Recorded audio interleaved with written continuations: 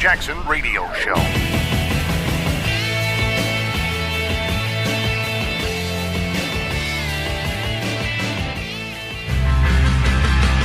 Everyone has AIDS. AIDS, AIDS, AIDS. AIDS, AIDS, AIDS, AIDS, AIDS, AIDS. Everyone has AIDS. And so this is the end of our story. And everyone is dead from AIDS. It took from me my best friend, my only true pal, my only bright star. Well, I'm gonna march on Washington, lead the fight and charge the brigades. There's a hero inside of all of us. I'll make them see everyone has AIDS. My father, AIDS. My sister, AIDS. My uncle and my cousin and her best friend. The gays and the straights and the whites and the spades. Everyone has AIDS. My grandma and my dog go blue. The Pope has got it and so do you.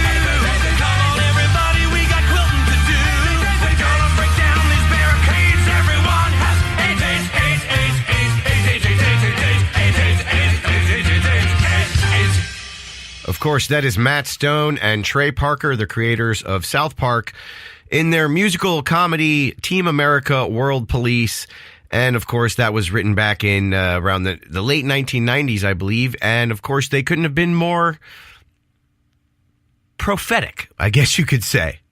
Everyone has AIDS. The gays, the straights, the whites, the spades, everyone has AIDS. California is leading the charge, of course, on this. Just like it's illegal to murder someone, just like it's illegal to rape someone, just like it's illegal to maim someone, it ought to be illegal to give someone a deadly virus intentionally. Not just illegal, like illegal. Not just slap on the wrist illegal, but put your butt in prison. Put your arse in prison. I mean, look, the left loves to come forward with all these anecdotal stories. Well, my grandmother can't afford health care, so therefore universal health care. Or my black friend had someone said something racist to him, or someone microaggressed him in some way. There's an implicit racism, institutional racism. Everyone is racist. They like to use these anecdotal stories. Well, I'm not going to use an anecdotal story. Well, I mean, I guess this whole show has been sort of one anecdotal story, but I don't think you need to be a relative of someone who died of AIDS in order to have an opinion on this. All you need is to value your life and not want to die. So you don't need to know someone who was raped in order to know that rape is wrong. You don't need to know someone who was murdered in cold blood to know that murder is wrong. You don't need to stick your finger in an electric socket to know that raw electricity could kill you. The anecdote on my part isn't to prove some sort of point. It's to remind people why we fight AIDS in the first place, why AIDS is a problem in the first place, why there even was a stigma in the first place. I can get to, look, it was a brand new disease back in the 80s. And I just happened to have been born in a time when my parents were told that I couldn't go to school, that their kids couldn't go to school unless they were tested. Totally reasonable request, by the way. Not an unreasonable request when you don't know a lot about a virus that will kill you. That is a literal death sentence. It's not a virtual death sentence. All these people are saying, oh, it's just there's different cultural norms. Medical advancements have led to blah, blah, blah. Without these without constant treatment, AIDS takes over and then you die. And it's not a quick death, and it's not a slow death either.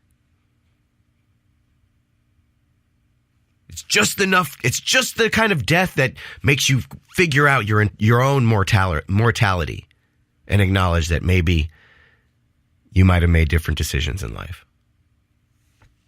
My father was one of the unlucky few who literally didn't do anything out of the ordinary. There was no glory hole sex in the bathroom stalls. There was no IV drug use or anything like that. He was a hemophiliac who had a blood transfusion.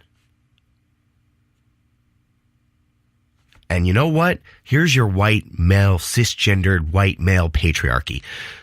In a time when AIDS wasn't being taken seriously because the only people who got AIDS were the homosexuals and IV drug users, my father, cisgendered, straight, white male, family man, came forward and brought this subject out into the light, only to have these two gay public officials in California basically slash down all the things that my father worked for by trying to normalize AIDS instead of saying, okay, we need to educate AIDS out of existence.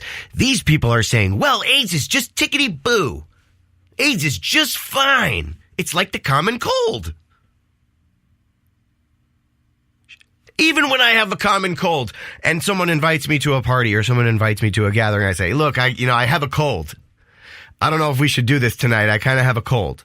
You give them the option to say, okay, well, come on over. We'll risk it. It's no big deal. You give them the option. It's polite. And when it's a common cold, it's common courtesy. When it's AIDS, it's life and death. Now, conservatives get made fun of for saying that liberals are trying to roll back the pillars of Western civilization. Now, you would think that because it is, according to HIV.gov, 70% of people who get AIDS are gay. That's not hate facts. That is just facts. Those are statistics. 70% of the people who have AIDS are gay.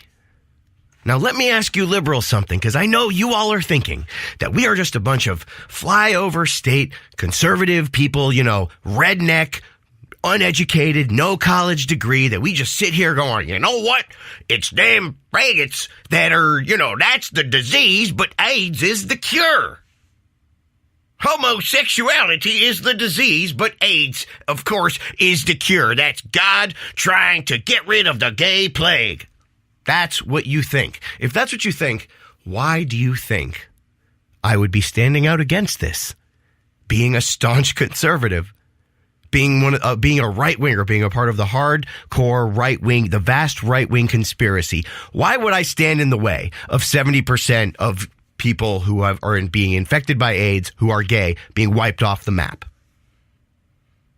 If this mainly affects the gay, this is just one of those things when the snake eats its own tail, the leftist snake eats its own tail, because this is something that is being put forth by leftists. It is leftists who are trying to kill gays. Most of those gays are black. It is the leftists who are trying to get black gays killed. How about that? Try that one on for size, lefties. Lefties, by you supporting this law, you are basically saying that you hate black homosexuals. Liberals, if you really care about minorities in lower income communities, get rid of this godforsaken evil law, which is going to get people killed. This is the Kevin Jackson Radio Show.